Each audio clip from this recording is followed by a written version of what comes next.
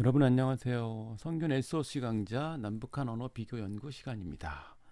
저는 성균관대학교 정희창이고요. 오늘은 두 번째 시간이죠. 그래서 제가 맡은 두 강좌는 남북 언어 비교 연구 방법과 표준어 맞춤법, 문화어 맞춤법인데요. 오늘은 그 두 번째로 표준어 맞춤법, 문화어 맞춤법에 대해서 여러분과 같이 이야기를 나눠보도록 하겠습니다. 강좌는 한 20분 정도 진행될 예정이고요. 우리가 알고 있는 한글 맞춤법과 북한의 맞춤법이 어떻게 차이가 있느냐가 그동안 주로 논의되었던 내용들이거든요. 근데 이번 시간에는 약간 관점을 바꿔서 그 둘이 얼마나 공통된 원리에 의한 것이냐, 원리를 공유하고 있느냐, 그리고 그러한 차이라는 것은 표면적인 차이일 뿐이고 맞춤법 원리를 해석하는 관점에 따른 그런 이제 미세한 차이인 경우가 대부분이다. 뭐 이런 이야기를 하게 될 것 같습니다. 표준어에 대해서는 이제 지난 시간에도 제가 잠깐 소개를 해드렸고요. 그래서 표준어가 이제 한글 맞춤법의 표기의 대상이 되는 겁니다. 공식적인 언어 생활의 기준이 되는 언어고요. 그래서 한글 맞춤법은 표준어를 대상으로 한다. 표준어는 음성 언어입니다. 그리고 한글 맞춤법에 따라서 적는 거는 이제 문자 언어라고 할 수 있죠.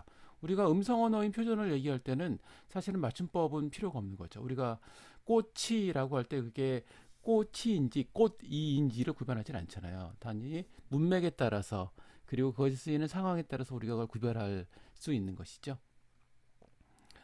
문화어는 이제 평양말을 중심으로 한 북한의 공식적인 언어이고요. 그래서 남북한의 언어 차이가 문화어와 이제 표준어와 문화어의 차이가 분단 방언이라는 얘기를 지난 시간에 잠깐 했었습니다.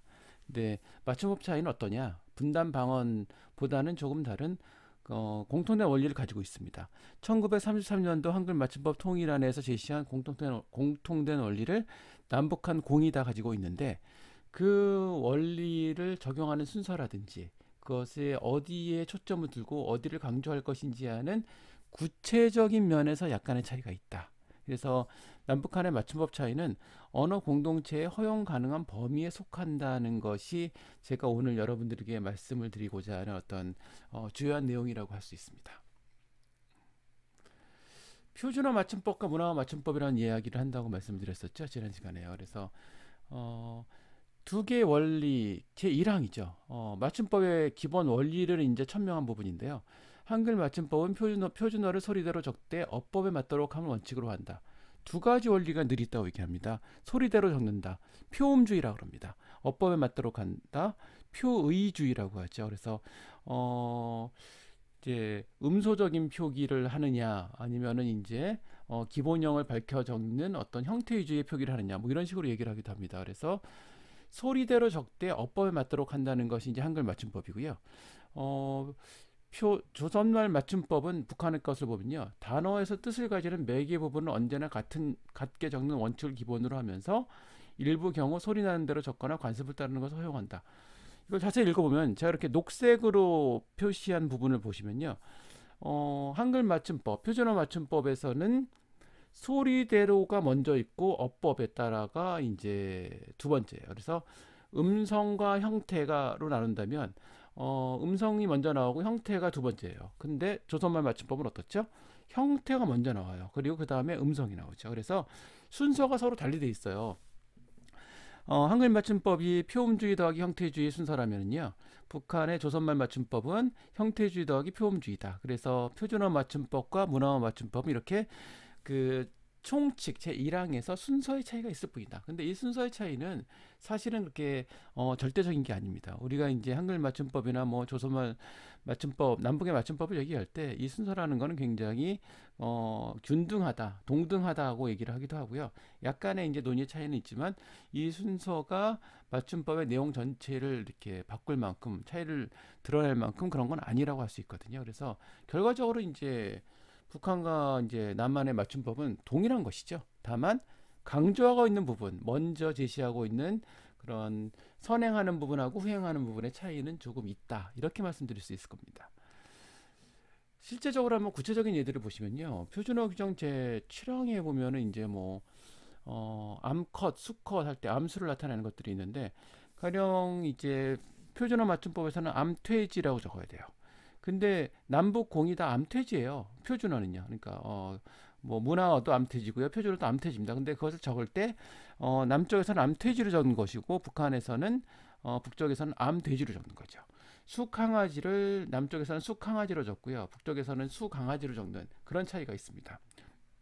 이는 이제 음성 언어로 실현되는 이제 그 표준어나 문화어는 동일하다는 겁니다. 근데 그것들을 어떻게 적느냐 하는 그런 차이죠. 그러니까 남쪽에서는 암돼지로 적었으니까 소리 나는 대로 적은 거고요. 북쪽에서는 암돼지로 적었으니까 돼지라고 하는 형태를 유지해서 일관되게 적은 거죠. 그래서 남쪽에서는 표음주의라고 하면은 북쪽에서는 표의주의를 선택하고 있다. 어느 쪽을 이제 두 가지 원리, 제1항에 나타나는 두 가지 원리 가운데 어떤 것을 선택하느냐의 차이인 거죠, 사실은. 그러니까 이 차이가 주는 이 암퇴지와 암돼지라는 거는 그리고 결과적으로 언어 현실에서 둘 다 써요. 암퇴지라고 쓰기도 하고 암돼지라고 쓰기도 하고요. 그러니까 둘 다 공존합니다. 암퇴지와 암돼지가 공존하는데 그 공존한다는 사실 자체는 이 원리가 어느 쪽을 선택해도 상관없다. 표음주의적으로 적을 수도 있고 표의주의적으로 적어도 무방하다는 것을 보여주는 이제 증거라고 할 수 있겠죠. 그래서 이런 이제 두 가지 형태가 공존하게 된다는 걸 알 수 있고요. 수사자도 마찬가지예요. 수사자. 가령 남쪽에서는 이제 표준 발음이 수사자거든요. 그래서 수사자로 적는 것이죠. 소리 난 대로 적었습니다. 북한에서는 수사자예요. 수사자. 그런데 적을 때는 수사자로 적습니다. 이건 또 표기가 일치하는 거죠. 발음은 다르지만 표기가 일치합니다. 그래서 이때 숫사자가 된 이유는 아마 숫사자에서 이제 사이시옷이 들어갔을 겁니다. 근데 북쪽에서는 사이시옷을 굉장히 줄였거든요. 그러다 보니까 발음은 그대로 남았지만 표기는 수사자가 된 게 아닐까라고 생각할 수 있고요. 수소에서도 마찬가지. 남쪽은 수소이고 북쪽은 수소죠. 근데 표기는 똑같습니다. 그럼 남쪽에서는 뭐 숫사자가 아니냐, 숫소가 아니냐. 오히려 소 같은 경우에는 수소보다는 숫소가 좀 더 직관에 맞는다는 얘기도 많이 하거든요. 그러니까 남북한이 서로 다 약간의 차이가 있는 것처럼 보이면 사실은 언어 현실에서는 둘 다 쓰고 있는 거고요. 그게 뭐 규범적인 것이든 규범적이지 않은 것이든 둘 다 공존하고 있다고 말해도 이제 무방한 것이죠. 그래서 이 맞춤법에서 어떤 원리를 먼저 선택하느냐에 따라서 이런 표기의 차이가 생겼지만 사실 그런 것은 어떤 원리를 선택하더라도 현실에서 통용 가능한 그런 결과물이 나오기 마련이었다라는 것을 이제 알 수 있습니다. 넉넉하지 아니하다가 줄어들면 이제 넉넉지 않다, 넉넉치 않다로 이제 차이가 나타났죠. 섭섭하지 아니하다가 줄면 섭섭지 않다하고 섭섭치 않다가 이렇게 줄어드는데 가령 표준어 맞춤법에서는 넉넉지 않다가 되고 문화 맞춤법에서는 넉넉치 않다가 되지만 넉넉지 않다는 발음 유지의 표기라고 할 수 있고요. 넉넉치 않다는 형태 유지의 표기라고 할 수 있겠죠. 왜냐하면 하지에서의 히읗과 지읒의 그런 어떤 축약을 표기한 거니까요. 그래서 이렇게 이제 차이가 있는 것으로 보이는데 이것도 언어 현실에서는 둘 다 모두 통용됩니다. 넉넉지 않다고 넉넉치 않다고요. 아마 여러분들도 이게 맞춤법 문제에서도 잘 나오는 거거든요. 넉넉지 않다가 맞습니까? 넉넉치 않다가 맞습니까? 그거는 그만큼 언어 현실에서 둘 다 쓰인다는 얘기죠. 그래서 이 둘 다 쓰이는 통용되는 것들을 결과적으로 이제 남과 북에서 하나씩 선택하게 되었는데 이것도 언어의 근본적인 차이라기보다는 어떠한 원리를 먼저 선택하느냐 하는 그런 선택의 문제일 뿐이다. 그래서 원리적인 차이가 아니라 선택 가능한 어떤 구체적인 결과물의 차이일 뿐이다.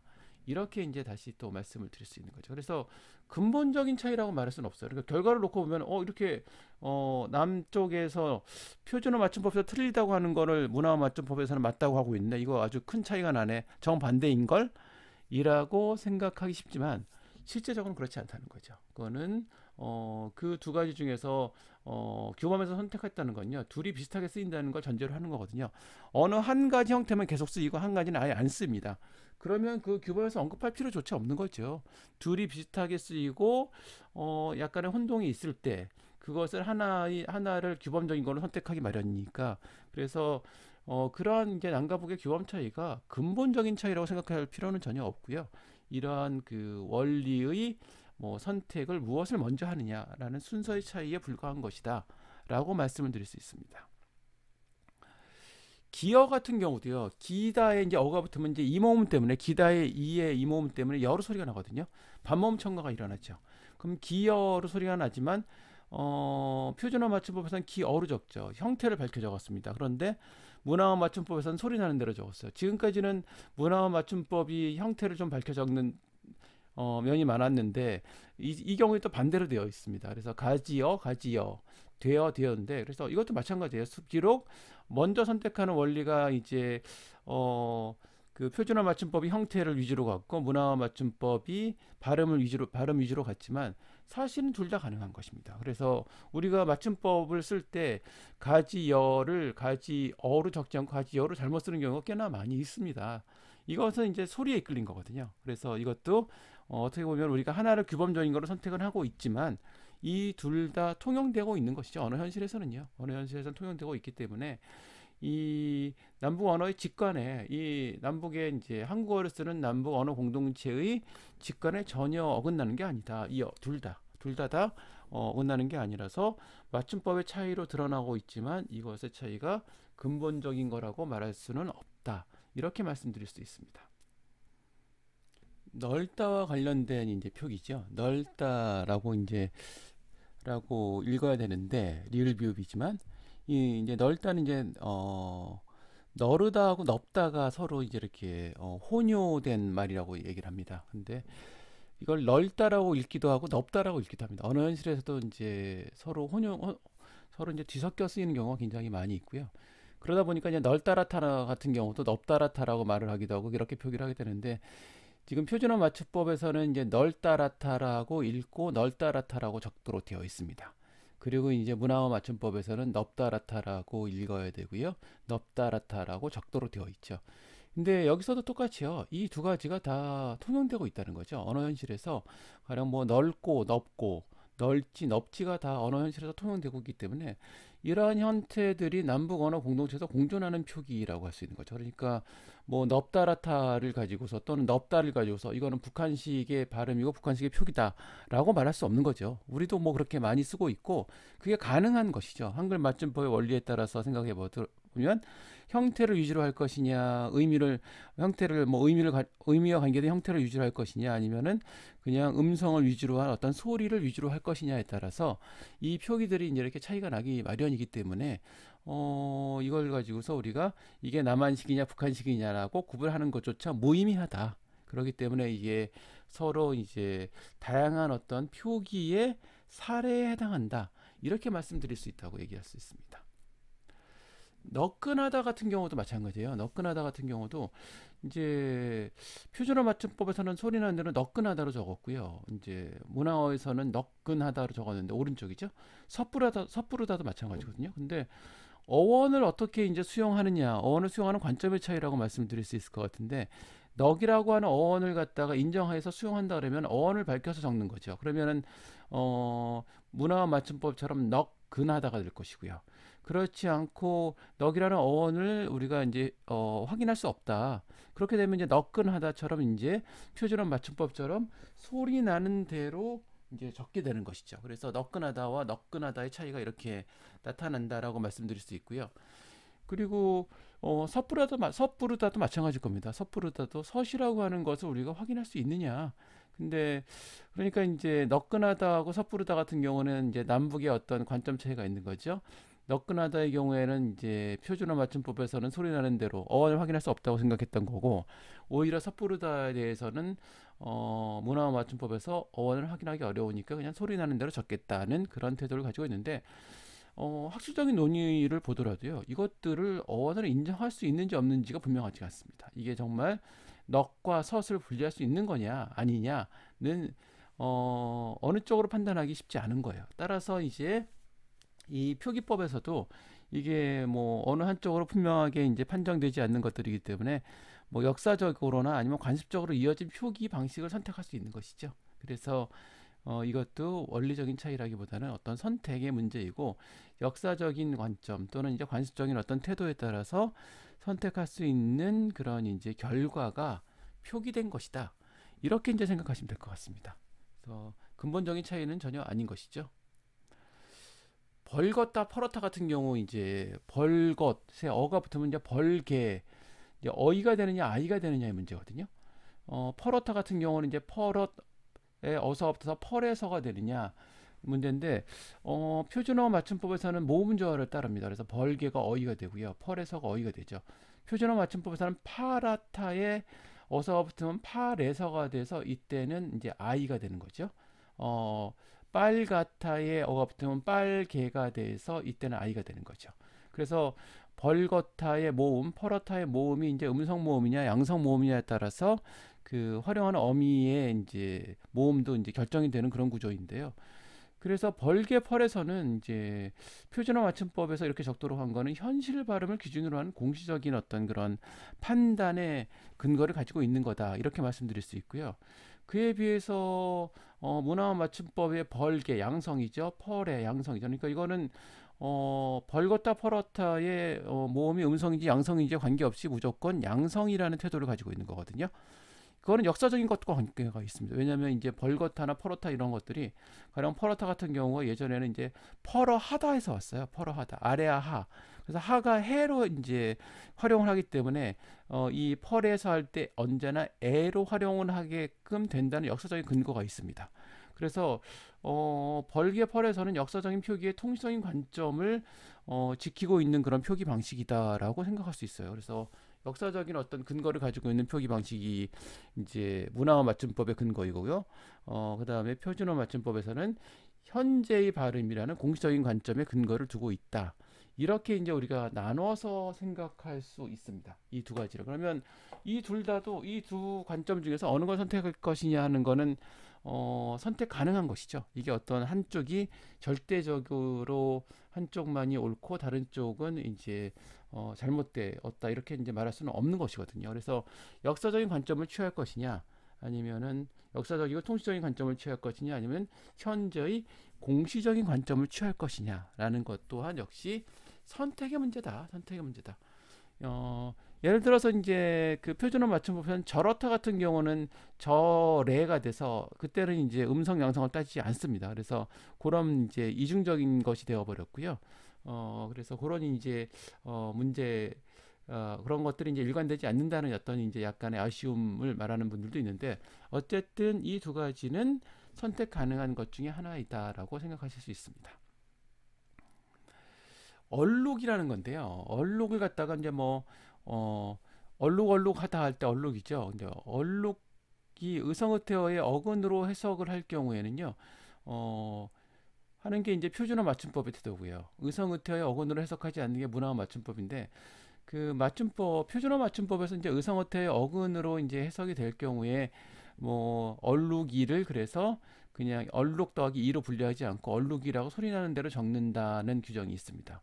그러니까 얼룩덜룩한 어떤 그런 짐승을 말하는 거죠. 얼룩이가요. 그래서 근데 그에 비해서 이제 문화어 맞춤법에서는 의성어태어의 어근으로 해석하지 않고 이제 않기 때문에 얼룩이라는 걸 얼룩하고 이로 이제 이렇게 분철하는 그런 이제 태도를 취하는데 여기서 뭐 이제 여러분들 생각할 때 의성어태의 어근이라는 게 왜 중요하냐라는 이제 그런 점도 생각할 텐데 어, 맞춤법에서 이제 의성어터의 어근이라는 것이 언급되어 있어서 그렇습니다. 근데 것에 대해서도 이제 여러분들이 한번 찾아보시면 이제 좀 더 흥미로운 부분이 있을 것 같습니다. 근데 그 의성어터의 어근으로 해석할 수도 있고 해석하지 않아도 되는 부분이거든요.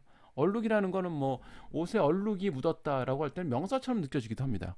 그렇지만 우리가 뭐 얼룩거리다, 얼룩얼룩하다 뭐 이런 걸 생각하면 의태어의 어근 같기도 해요. 그래서 어느 쪽이든 상관이 없는 것이죠, 사실은요. 그래서 둘 다 해석할 수 있는 그런 것들인데 그것을 어느 쪽으로 이제 소속시키느냐에 따라서 이렇게 양쪽의 표기가 달라진다라는 겁니다. 근데 이 얼룩, 그러니까 뭐 조선말 대사전의 얼룩이나 표준고 대사전의 얼룩이나 지금 만약에 언어 공동체에서는요, 둘 다 상관없습니다. 오히려 얼룩하고 이로 적는 게 좀 더 직관에 좀 더 낯익죠. 얼룩이라고 하면 이거는 이제 예전의 전통적인 표기처럼 좀 느껴지는 면이 있습니다. 그래서 오히려 그냥 직관적으로는 얼룩을 명사로 생각하고 거기에 이제 이가 붙은 것이라서 그 형태를 밝혀 적는 쪽으로도 생각을 한다는 거를 이제 알 수 있습니다.